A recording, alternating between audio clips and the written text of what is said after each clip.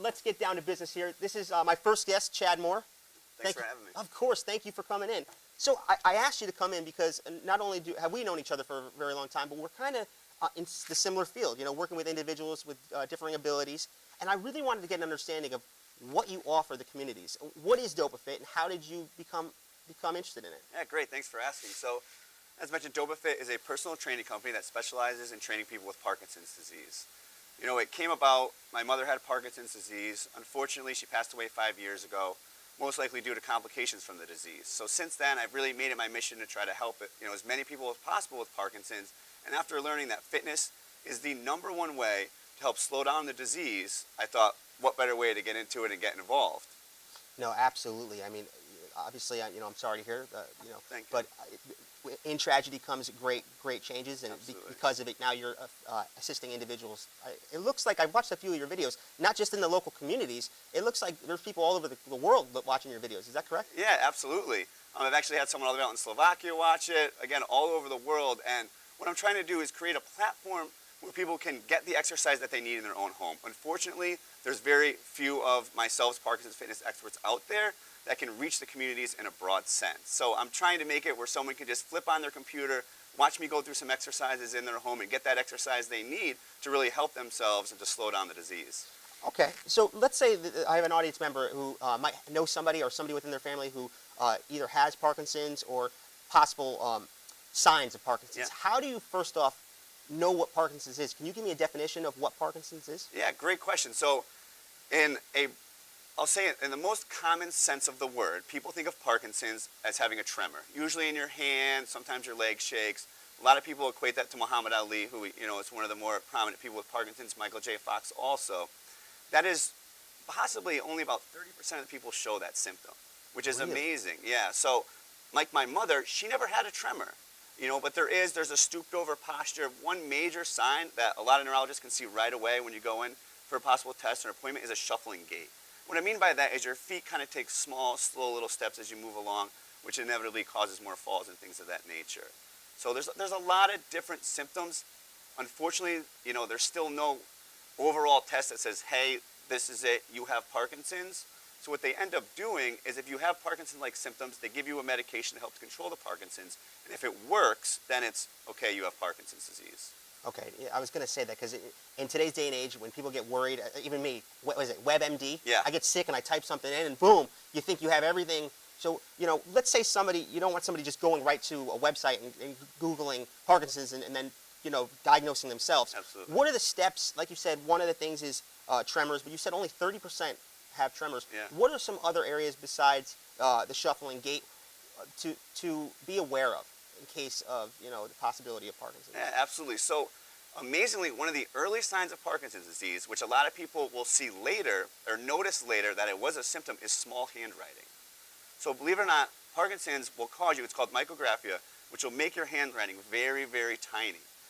And it's not a tool as being used to diagnose people, but if I ask people, which I do all the time, so let me backtrack a little bit. Most people have signs and symptoms of Parkinson's for 10 years prior to their diagnosis. Really? Yes. So they're walking around, things are a little different, but it's, again, you brought up a good question. What are the symptoms? A lot of people, there aren't these clear-cut symptoms besides possibly a tremor.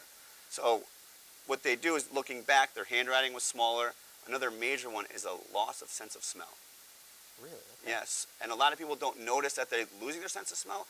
A lot of people notice that things are tasting differently. If you ever had a cold and food doesn't taste the same or taste as good, it's kind of the same thing.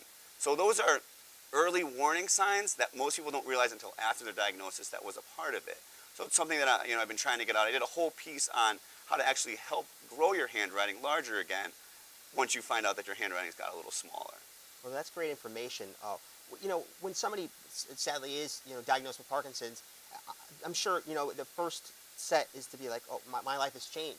But your life isn't over. So what are some things that, let's say you do have Parkinson's, with your fitness programs or any other types of areas to, better your life with Parkinson's? Yeah, absolutely. So that's a great question. And one of the mottos that I like to live by and really instill in people with Parkinson's is we use this word suffer. You're suffering from Parkinson's disease. yes, your life has changed. You know, you've had a disability. You know, things are different. They're not as easy. But to use the term suffer, I think is too much. We need to help you learn how to live with Parkinson's disease, not suffer from it. You know, and fitness is a great way to do it. It's great for everyone to get out there and work out. It makes you happier. It's releasing endorphins. You know, dopamine. Parkinson's disease is basically a lack of dopamine. Okay. That's what's causing it. Believe it or not, dopamine has very much control of your body movement and everything else. So we can use exercise to not necessarily make more dopamine, but we're effectively using the dopamine that you have and getting those dopamine receptors to release it a little better and at better times for you. Okay, now, not saying I need to know this, but what is dopa? Dopamine? There you go. Dopamine, yeah. So for our audience members, what is it? Yeah, so it's basically it's created in the substantia nigra, which is a part of your brain. You know, it releases it. It's a happy sensor. You know, it's what makes us, you know, happy, go, and surprisingly, like I said, it controls your movement. So that's why Parkinson's is a movement disease disorder. Okay. So its main thing is it affects your movement, which is that shuffling gait. You know, you don't have control over your body as much as you used to. So it's something with balance becomes a very big issue, which is something that I focus on, you know, more than almost anything else when I'm working with my people with Parkinson's disease. Okay. And so when you say fitness, whether it's with you or just at home, what are some steps to ensure that they are working on their balance and their movement so that they are you know, holding on to all the functions that they, you know, that they cherish throughout life? Yeah, absolutely. So the number one step is always, you know, after your diagnosis, consult with your physician, hopefully a neurologist, most specifically a movement disorder specialist, because they specialize in training people with Parkinson's. Get clear to say, okay, you know, you can work out. They should be telling people to work out, but it's also an alarming statistic of movement disorder specialists not saying that you should be exercising when they all know it's the best thing for you. It's just we're a very medicated society. You know, so it's okay, you have a disease, here's all these pills, take this pill at this time, this one's going to do this one's going to do that, I'll see you in 6 months, which is fine because you need medication, it helps tremendously, but other than taking a pill in the morning, there's so much more you can do. To complement the medication, yeah, obviously. Yep. Yeah, I've noticed that through my own life and other individuals' lives that society does over-medicate for numerous different things, from anxiety to ADHD, things of that nature, and so it sounds like it's the same with. That's, you know, it's sad. So one thing I wanted to ask you is, you know, obviously you're doing great things with your DopaFit training program. What are there different resources out there? If let's say you were starting this out, you started your organization. Where did you learn more information? So, like, let's say some of our audience members is really interested in, you know, maybe contacting you, but also wanting to learn more about Parkinson's and the resources out there. Yeah. Where should they go? So I'll tell you the best and most dangerous place, you might have heard of it. Best and most dangerous, okay. Google.com.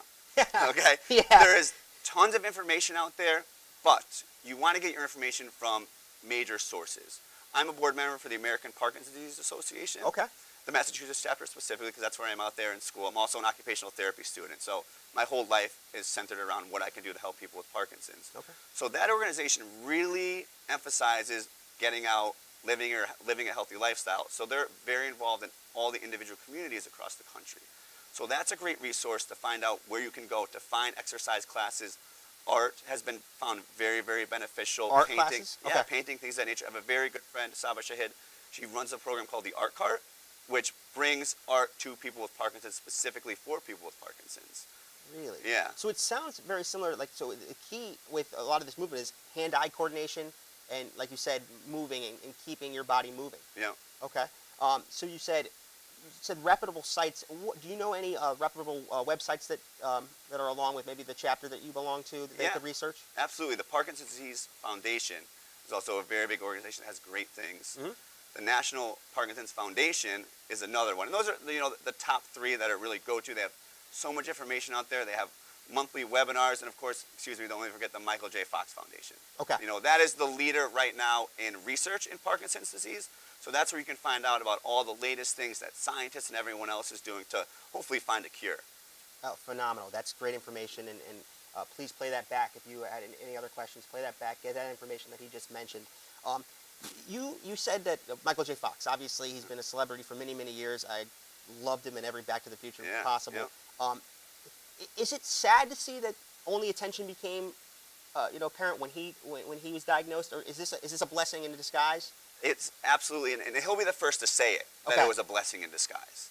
Because, you know, when my mother was diagnosed with Parkinson's disease, I had no idea what it was, what was going on with it. But I knew Michael J. Fox had it, and I knew Muhammad Ali had it. And that's what's brought it mainstream. There's hard-pressed to find someone, if they don't know someone who has been affected by Parkinson's or, you know, through other channels knowing about Parkinson's, they know Michael J. Fox has it. So that has put Parkinson's in the mainstream. Gotcha. And luckily, Michael J. Fox really has embraced the disease and has doing everything he can to try to find a cure. You know, you're right. No matter how the attention came about, the good thing is that there is attention. Yeah.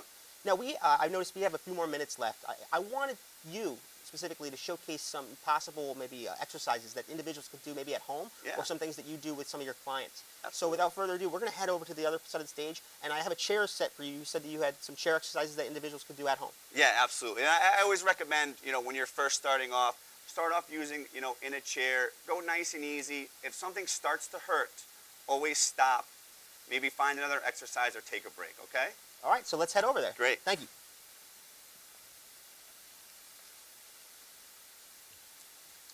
All right, ladies and gentlemen, so we are here in the whole separate stage. All right, so Chad, tell me what we're about to do right now. Yeah, so basically, as simple as it may sound to some people, getting out of a chair can become very troubling for people with Parkinson's. Specifically, softer chairs, you know, you don't really, if you get into a leather couch, you want to be mindful that you're going to have to get back out of it.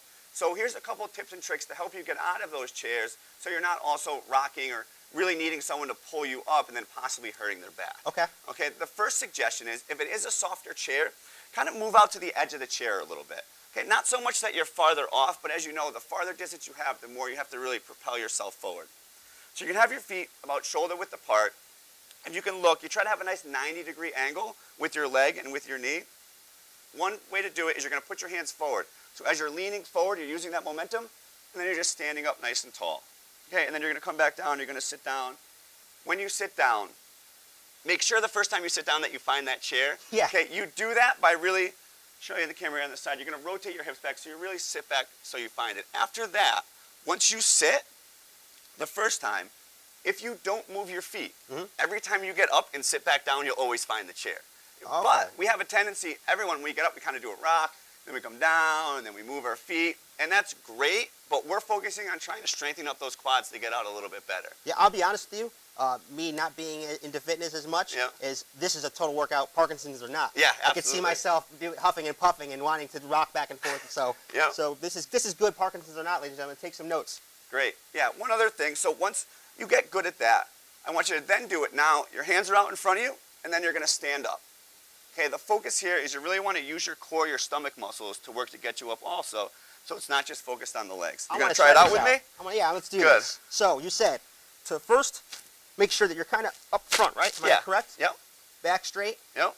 Let's put those legs a little, there you go. Get that nice 90-degree angle, hands out in front of you. Did you say go down forward? Yeah, if you need to, so you're going to lean forward a little bit. Get the momentum going? Yep, so go ahead. And then? Lean, and then up. Up, and do my arms stay up? Yeah, if you want to bring them out, nice stretch. So we have that good posture too. You always, like you did, you want to have your chest up and your shoulders back. Because Parkinson's, it wants to really bring us closer, close us off and everything else. We want to look up, show the world that yes, you have Parkinson's, but you're living and you're living well, right? Okay, yeah. Okay, great.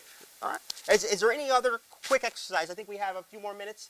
Any other quick exercise you want to show? You mentioned something about boxing. Yeah, so boxing is the latest craze in Parkinson's. Okay, there's a group out there called Rocksteady Boxing. They're doing amazing things for people. Everyone's having it. So you want to wear the gloves? Sure, yeah. Take it easy on me, though. Okay, all right. It's doing amazing things. They found that the vigorous exercise is what's actually best for people with Parkinson's, which means really expelling some energy and working hard. Of course, you know, within range of what you can do. Yeah. So I need some Rocky music, ladies and gentlemen. You knew I had to say Rocky once we put boxing gloves on. That's it. Let's see if I can get it there with my own. Good. All right, so what am I doing for you, or what would you be doing? So what I would be doing is I would have the mitts. Okay. Okay, and I would just have them up nice and high. So first thing I try to teach is you want to have, because of our balance, you know, and our posture is being thrown off with Parkinson's, one foot in front of the other. Okay. Again, that chest is up nice and high, so now we have a good balance going on. You know, we can shift our weight side to side. And then we're just going to do some cross jabs. So you're going to take your right, come across. Okay, we're just going back and forth. And then the thing that you really want to do is you want to pick up the speed a little bit, and we're going. Okay, you want to get that heart rate up, really start breathing, start moving hard, and expelling that energy. And then it's also great for eye-hand coordination. You know, because A couple times it's been a little risky. They kind of thrown off and they kind of threw a straight jab at me. So you got to be careful. I got to stay alert too, but it's good because you're coming across, so you're looking there, and you're looking there, really focused on the bags and really into the moment and into your body, because with Parkinson's, we're really trying to get you to learn how to live in, your new body with your new movements. So the better understanding you have of how your body works and how it's moving, the better you can live your life. Okay, great. So is there, with boxing, once you become competent in the jabs, is there other moves that you think are good? The uppercuts? Absolutely. All the same stuff? So what I like to do is it's a 1, 2, 3 count. So I'll count up and go 1, 2, and then on 3, it's an uppercut. Okay. So then when you switch, it's 1, 2, 3, and then the other side. 1, 2, 3, and then the other side. And again, so now you have to think, because going across, it can be, you can get into a robotic mode and just work with it. So now once you start throwing those counts in, you throw them off. One other thing that I really like to do, people with Parkinson's, is also, believe it or not, it lowers your voice. Okay. So it wants to take your voice away. It wants to take your movement away. So what we do is we do active speaking in loud numbers. So as they're counting, they're yelling 1, 2, 3, and really working those vocal cords, because it's just another muscle like your biceps, your triceps, and everything else. All right. I want to thank you very much for the time to be my first guest with Talk the Walk. Where could people reach you if they had questions? Absolutely. Thanks for asking. So you can come to my website. It's www.mydopafit.com. You'll find my email on there, my phone number. Please feel free to call or email me anytime with any questions you have. If I don't have the answers, there's a very good chance that I know someone who does, and I can direct them your way. Chad, I want to say, I know you have the gloves on, so thank you very much for coming in. Thank you for having me. Please come back anytime. Absolutely. Ladies and gentlemen, this is the first show of Talk the Walk. I want to thank my audience. I want to thank Chad. I want to thank the Disability Channel for allowing me to be a new show on their channel. So without further ado, thank you very much, and everybody have a great day. Take care.